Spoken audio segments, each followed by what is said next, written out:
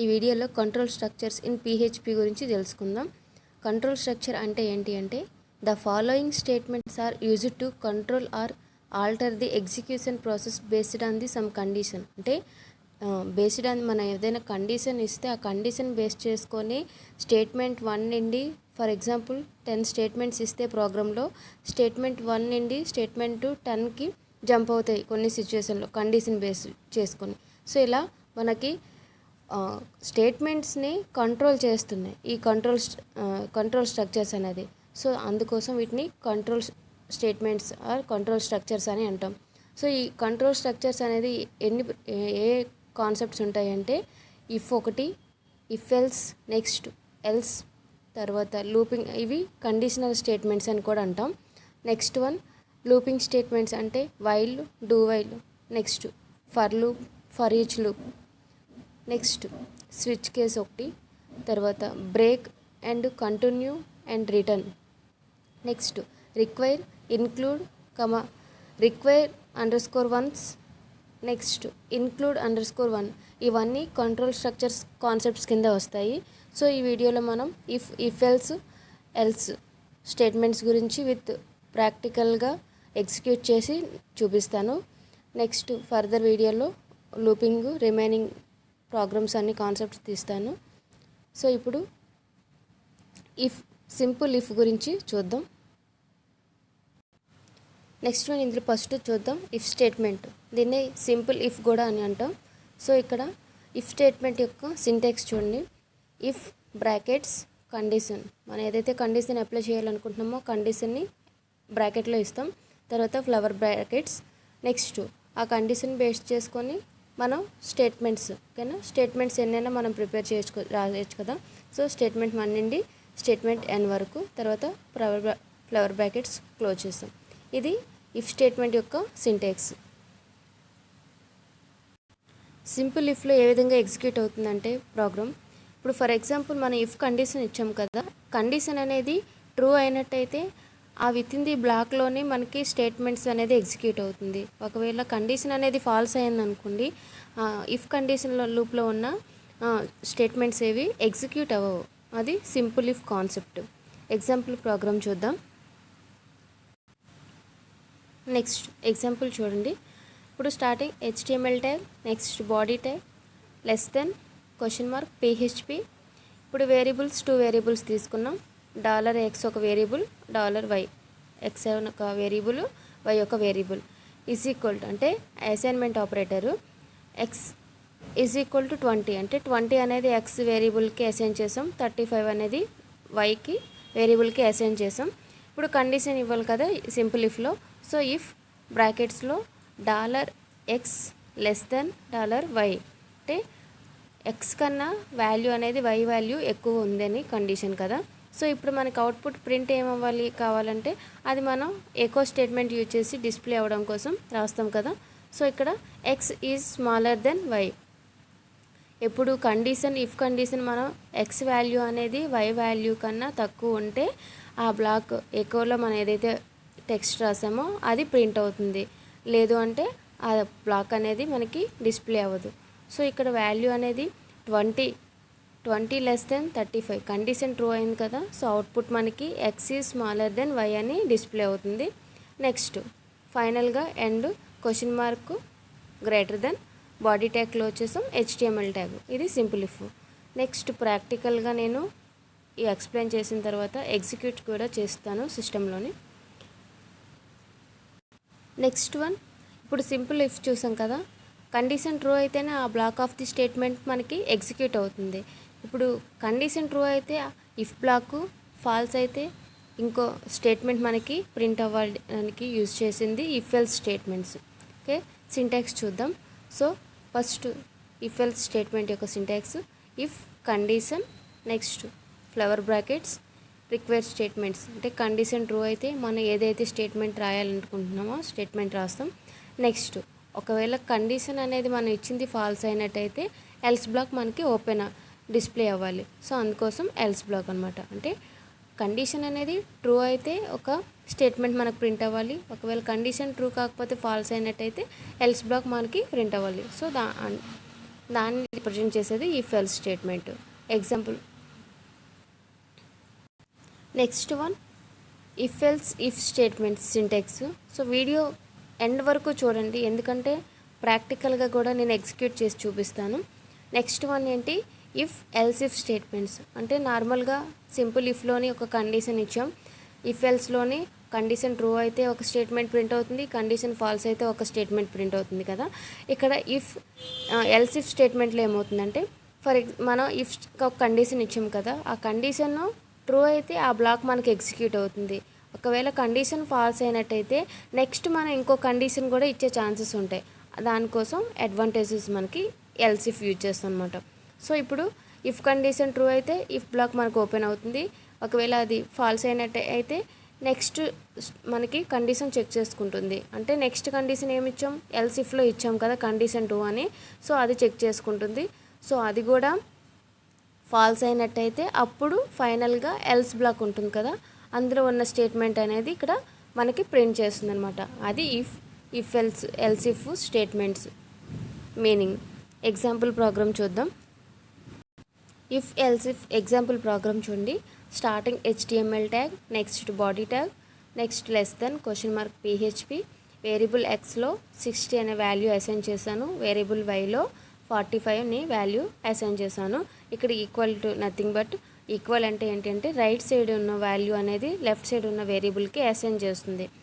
ఇప్పుడు X value 60 అవుతుంది, y value 45 అవుతుంది. ఇప్పుడు మనం కండిషన్ ఇవ్వాలి కదా. సో ఇఫ్ బ్రాకెట్స్లో ఎక్స్ లెస్ దెన్ వై అంటే ఎక్స్ వాల్యూ అనేది వై వాల్యూ కన్నా తక్కువగా ఉన్నట్టయితే మనకి ఇఫ్ బ్లాక్లో ఉన్న స్టేట్మెంట్ ఎగ్జిక్యూట్ అవ్వాలి. సో ఎగ్జిక్యూట్ అవ్వాలంటే మనం ఎకో స్టేట్మెంట్ యూజ్ చేస్తాం, ప్రింట్ఎఫ్ కూడా యూజ్ చేయొచ్చు, ప్రింట్ కూడా సి లాంగ్వేజ్ లాగా. Echo x is smaller than y అని మనకు ప్రింట్ చేయాలి. ఒకవేళ ఇఫ్ కండిషన్ అనేది ఫాల్స్ అయినట్టయితే ఎల్స్ ఇఫ్ కండిషన్ని చెక్ చేసుకుంటుంది. సో ఇక్కడ మనకు కండిషన్ అనేది ఇఫ్ బ్లాక్ అనేది ఫాల్స్ అయింది కదా, 60 అనేది కండిషన్ ఏంటి ఇచ్చాం, ఎక్స్ వాల్యూ వై వాల్యూ కన్నా తక్కువ ఉండాలి. కానీ ఇక్కడ మనం ఇచ్చిన వాల్యూస్ ఏంటి, 60 అనేది 45 కన్నా ఎక్కువ ఉంది. సో ఇఫ్ బ్లాక్ అనేది మనకి ఎగ్జిక్యూట్ అయ్యే ఛాన్సెస్ లేదు, అది ఫాల్స్. నెక్స్ట్ కండిషన్ చెక్ చేసుకుంటుంది కదా, కండిషన్ 2 మళ్ళీ కండిషన్ ఇవ్వాలి అంటే ఎల్స్ ఇఫ్ మనం యూజ్ చేయాలి. So else if X is equal to Y. ఇప్పుడు మనకి ఎక్స్ వాల్యూ అనేది వై వాల్యూకి ఈక్వల్గా ఉండాలి. అంటే ఎక్స్ వాల్యూ 60 ఉంది, వై వాల్యూ కూడా 60 అవ్వాలి. లేదంటే వై వాల్యూ 45 ఉంది, ఎక్స్ వాల్యూ కూడా 45 అవ్వాలి. అలాంటి సిచ్యువేషన్లోనే మనకి ఎల్స్ ఇఫ్ స్టేట్మెంట్ ఇక్కడ ప్రింట్ అవుతుంది కదా. సో అలా లేదు కాబట్టి 60 డిఫరెన్స్, 45 వేరు, అందుకోసం ఎల్స్ ఇఫ్ కండిషన్ కూడా ఫాల్స్. సో ఇప్పుడు మనకి 2 కండిషన్స్ కూడా ఫాల్స్ అయ్యాయి కాబట్టి ఇప్పుడు ఎల్స్ బ్లాక్ మనకి ఏదైతే ఉందో అందులో ఉన్న స్టేట్మెంట్ ఎగ్జిక్యూట్ అవుతుంది. సో ఇక్కడ మనకు అవుట్పుట్ చూడండి, X is greater than why. So కరెక్టే కదా, ఎక్స్ వాల్యూ అనేది వై వాల్యూ కన్నా ఎక్కువగా ఉంది, 60 అనేది 45 కన్నా ఎక్కువే కదా. నెక్స్ట్ ఫైనల్గా క్వశ్చన్ మార్క్ గ్రేటర్ దెన్, తర్వాత బాడీ ట్యాగ్ క్లోజ్, తర్వాత HTML క్లోజ్. సో ఇప్పుడు కాన్సెప్ట్ తెలుసుకున్నారు కదా, ప్రాక్టికల్గా ఎగ్జిక్యూట్ చేసి చూద్దాం. కాన్సెప్ట్ చూసాం కదా, ఇప్పుడు ప్రాక్టికల్గా ఎగ్జిక్యూట్ చేసి చూద్దాం. PHPలో ఎగ్జామ్ సర్వర్లోని ఎవరికైనా ఎగ్జామ్ సర్వర్లో PHP ప్రోగ్రామ్ ఎలా రన్ చేయాలో ఎగ్జిక్యూట్ చేయాలో తెలియకపోతే డిస్క్రిప్షన్లో లింక్ ఇస్తాను, చూడండి. సో ఇప్పుడు చూడండి, ఫస్ట్ సింపుల్ ఇఫ్ ప్రోగ్రామ్ చూద్దాం. ఇక్కడ just starting HTML tag, body less than question mark PHP, x value 20, y value 35 ఇచ్చాను. కండిషన్ ఏంటి ఇచ్చానంటే ఎక్స్ లెస్ దెన్ వై అని ఇచ్చాను కదా.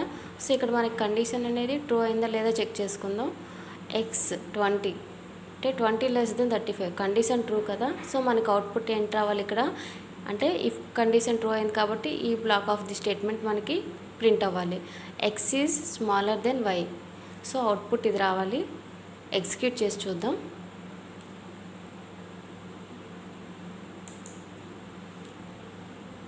ఇఫ్ స్టేట్మెంట్ కదా.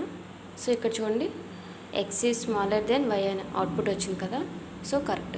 Next one if else program example execute చేసి చూద్దాం. సింపుల్ ఇఫ్లో ఓన్లీ ఒక కండిషన్ మాత్రం ఇచ్చాము, అది ట్రూ అయితే మనకి ఇఫ్ బ్లాక్ ఎగ్జిక్యూట్ అవుతుంది, ఫాల్స్ అయితే టెర్మినేట్ అవుతుంది కదా. సో ఇప్పుడు మనకి ట్రూ అయినా ఫాల్స్ అయినా ఏదో ఒక స్టేట్మెంట్ అనేది మనకు ప్రింట్ అవ్వాలి అవుట్పుట్లో. సో అందుకోసం ఇఫ్ ఎల్స్ స్టేట్మెంట్ యూజ్ చేస్తాం. So HTML tag, body tag, less than PHP, ఇక్కడ 40 అనేది ఎక్స్కి అసైన్ చేశాను, 35 అనేది వైకి అసైన్ చేశాను. ఇప్పుడు కండిషన్ ఏంటి ఇచ్చాను, ఎక్స్ లెస్ దెన్ వై, అంటే ఎక్స్ వాల్యూ అనేది వై వాల్యూ కన్నా చిన్నది అని కండిషన్ ఇచ్చాను. సో ఈ కండిషన్ అనేది కరెక్టా లేదా చెక్ చేసుకుందాం. సో ఎక్స్ వాల్యూ 40 ఉంది, వై వాల్యూ 35 ఉంది. సో కండిషన్ అనేది ఇక్కడ ఫాల్స్ అయింది. సో ఫాల్స్ అయితే ఇప్పుడు మనకి ఇఫ్ బ్లాక్ అనేది ఎగ్జిక్యూట్ అవ్వదు, ఎల్స్ బ్లాక్ అనేది ఎగ్జిక్యూట్ అవుతుంది. ఎందుకు అంటే కండిషన్ ఫెయిల్ అయింది. సో ఎల్స్ బ్లాక్లో ఏంటుంది, x is greater than y, అంటే ఎక్స్ వాల్యూ అనేది వై వాల్యూ కన్నా ఎక్కువ ఉంది కాబట్టి సో ఇఫ్ కండిషన్ ఫెయిల్ అయింది, ఎల్స్ బ్లాక్ ఓపెన్ అయింది. ప్రోగ్రామ్ ఎగ్జిక్యూట్ చేసి చూద్దాం. ఇఫ్ ఎల్స్ ప్రోగ్రామ్ కదా.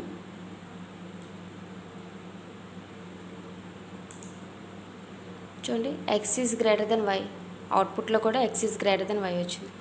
సో ఇది if else program example. Next one else if program example చూద్దాం.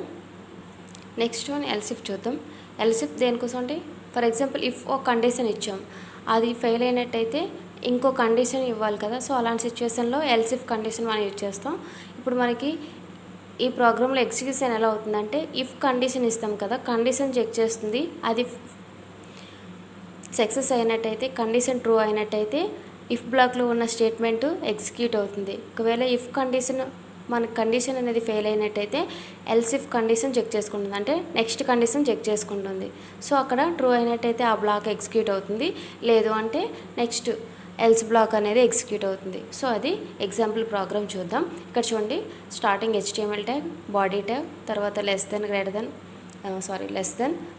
PHP, తర్వాత ఎక్స్ వాల్యూ 20, వై వాల్యూ 35. ఇప్పుడు కండిషన్ ఏంటి ఇచ్చానంటే if x greater than y ఇచ్చాను. సో ఎక్స్ వాల్యూ అనేది వై కన్నా ఎక్కువ ఉందా,